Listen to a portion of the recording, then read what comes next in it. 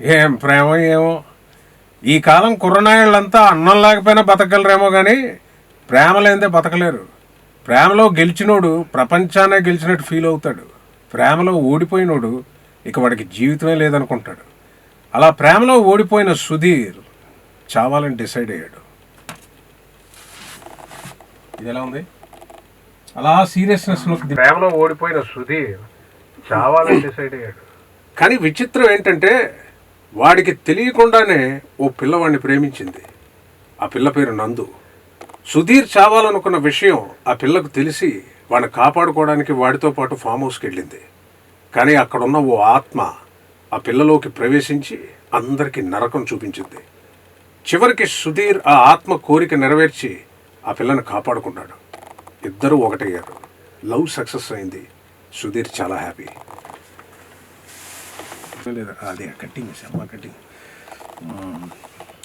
మీరు రెడీ అంటే అన్నాం. ప్రేమ కథా చిత్రం 2 బెస్ట్ ఆఫ్ లక్. టేకా. ఏం ప్రేమ ఏమో. ఈ కాలం కుర్రనాయళ్ళంతా అన్నం లేకపోయినా బతకగలరేమో కానీ ప్రేమ లేనిదే బతకలేరు. ప్రేమలో గెలిచినోడు ప్రపంచాన్నే గెలిచినట్టు ఫీల్ అవుతాడు.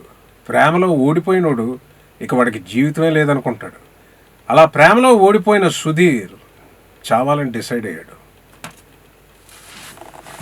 ఇది ఎలా ఉంది? అలా సీరియస్నెస్లోకి ప్రేమలో ఓడిపోయిన సుధీర్ చావాలని డిసైడ్ అయ్యాడు. కానీ విచిత్రం ఏంటంటే వాడికి తెలియకుండానే ఓ పిల్లవాడిని ప్రేమించింది. ఆ పిల్ల పేరు నందు. సుధీర్ చావాలనుకున్న విషయం ఆ పిల్లకు తెలిసి వాడిని కాపాడుకోవడానికి వాడితో పాటు ఫామ్ హౌస్కి వెళ్ళింది.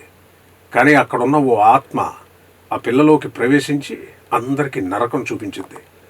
చివరికి సుధీర్ ఆ ఆత్మ కోరిక నెరవేర్చి ఆ పిల్లని కాపాడుకున్నాడు. ఇద్దరూ ఒకటయ్యారు. లవ్ సక్సెస్ అయింది. సుధీర్ చాలా హ్యాపీ. లేదా అదే కట్టింగ్ అమ్మ కట్టింగ్. మీరు రెడీ అంటే అన్నాం.